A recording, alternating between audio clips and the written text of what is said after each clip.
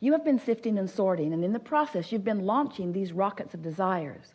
And in the process, you've created a vibrational version of the reality that you are seeking.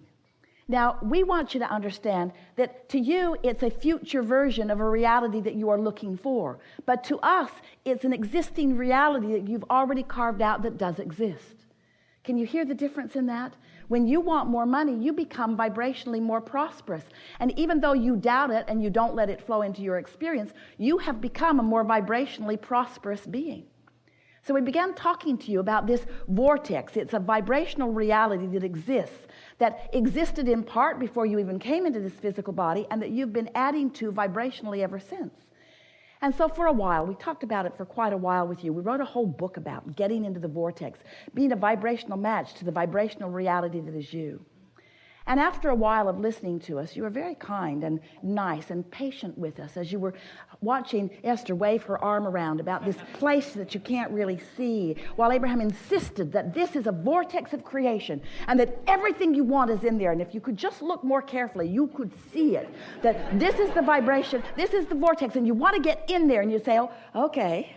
I don't actually see anything now that I'm in there. And then we said, of course, you don't see it or hear it or smell it or taste it or touch it, because that's all about the manifested version. In other words, the vibrational reality is, hear this, we're only going to say it to you 1,000,000 times. The vibrational version of it is, oh, we can't wait to tell you, and yet we want to let there be enough suspense that you remember when we do tell you. The vibrational version is unconditional. Now, there should be a lot bigger gasp in the room. Because what that means is the conditions have not been realized yet by you. You began saying things to us such as, Abraham, I'll accept your odd version of all of this. I can accept that I was something before I was this. And I'll even accept that that something still exists and that there is some relativity to it. And I guess I can accept that my emotions speak to that relationship. And I'll play your silly game. Okay, there's a vortex. There's a vortex, and everything I want is in it. So, Abraham, how do I get my money out of the vortex and into the bank?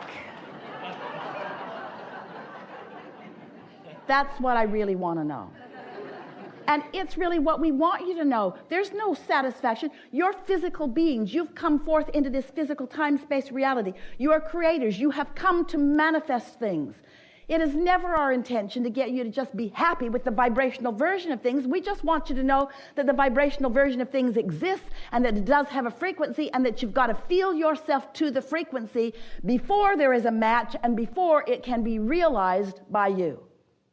If you want money and you're complaining about not having enough, your money is not going to come out of the vortex into your bank account, because there is too much vibrational discord going on with you. So over time, we've been explaining lots of different ways. You got to find the feeling of the money. And you say to us, and we understand, how can I find the feeling of something that isn't? And we say, but you see, you've trained yourself so conditionally. You have been such responders to conditions that you don't realize that you could respond to a vibration and create a condition. You did not come to face reality. You came to create reality. But you can't create a new reality while you've got your undivided attention upon the reality that exists. If you let what is be the reason that you offer the vibration that you offer, it's just going to keep repeating itself. Different places, different faces. Same scenario over and over and over and over again. You don't need our word for that. You know it. You've been living it, haven't you? Different places, different faces, but not much shifting.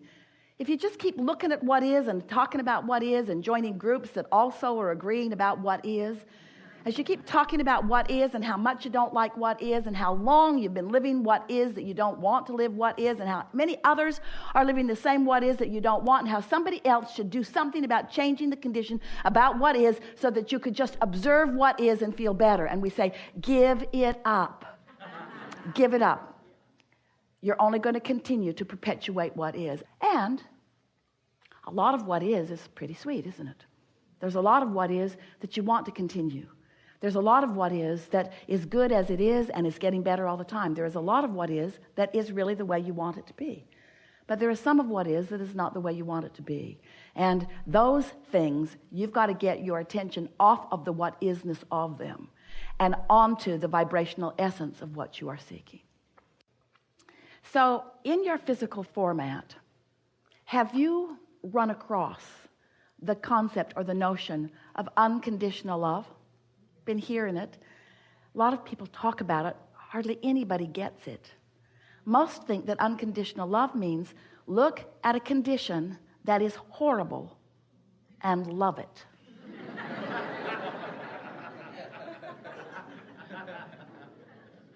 So you need a lot of practice at that. But you can't look at unwanted and be a vibrational match to wanted, so you're never able to accomplish that. That's what makes you want to define things and explain things. But we want you to understand that what unconditional love is, we're going to make it easier for you. Unconditional love, unconditional clarity, unconditional appreciation, unconditional alignment, because love and appreciation and clarity and eagerness and all of those words that describe good feeling, they all mean alignment with source, and that's what love is. Alignment, pure alignment, non-resistance. So unconditional love or clarity is about being in love or clarity. We have enjoyed this interaction immensely. But the words unconditional love are not just a goal for you to accomplish. It is also the process by which to accomplish it, all in the sentence. Unconditional love means love. We've enjoyed this interaction immensely. It means, do you know what it means? Can you feel what it means? It means withdrawing your attention from the condition that prevents the love. Unconditional love means there are conditions that you love and there are conditions that you don't love, but when you train yourself to sift and sort for the best conditions, you train yourself to be a conditional liver. You're looking at conditions, and if there are good conditions, you feel wonderful, and if there are not good conditions, you feel terrible, but then you have no control because your reality is full of conditions. Have you noticed? There are conditions everywhere. Don't turn on the television, whatever you do. It will bring a myriad of conditions to you. The television news networks, they scour the planet for things that they know will frighten you. And they dramatize them and they put them on 24-hour cycles and they put music behind them and they bring them right into your living room. And they say, practice unconditional love.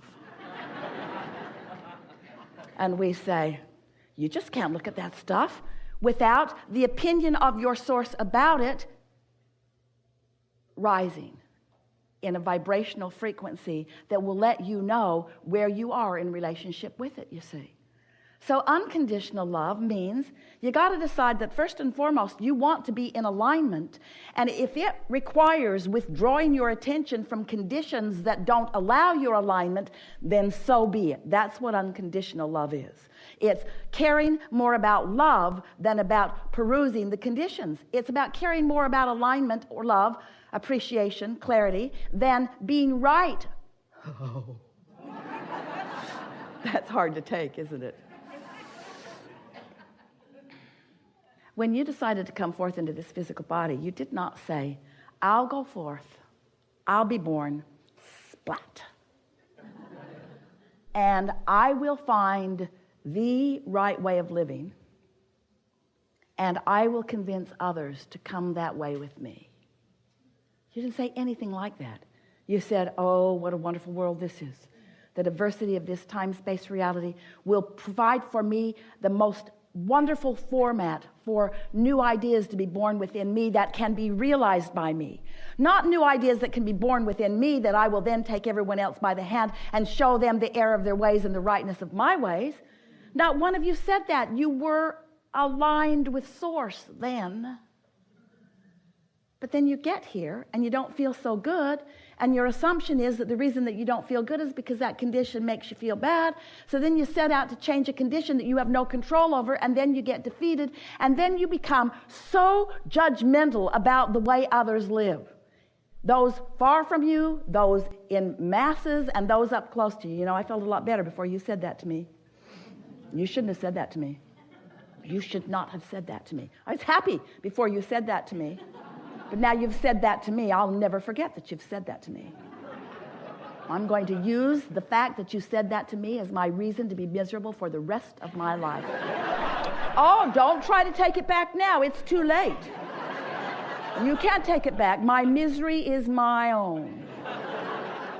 You're laughing, but you do it every day. Felt a lot better before that happened. If this condition were different than it is, then I would feel better. Maybe so. But if your feeling better is contingent upon that condition changing right before your eyes, you're in deep doo-doo. Because there is a momentum to all things. Things don't just happen. There is a momentum about them. Law of attraction and momentum are the same word. Law of attraction says that which is likened to itself is drawn. So when you give your attention to something, you activate a vibration within you about it, and things like that then are coming to you.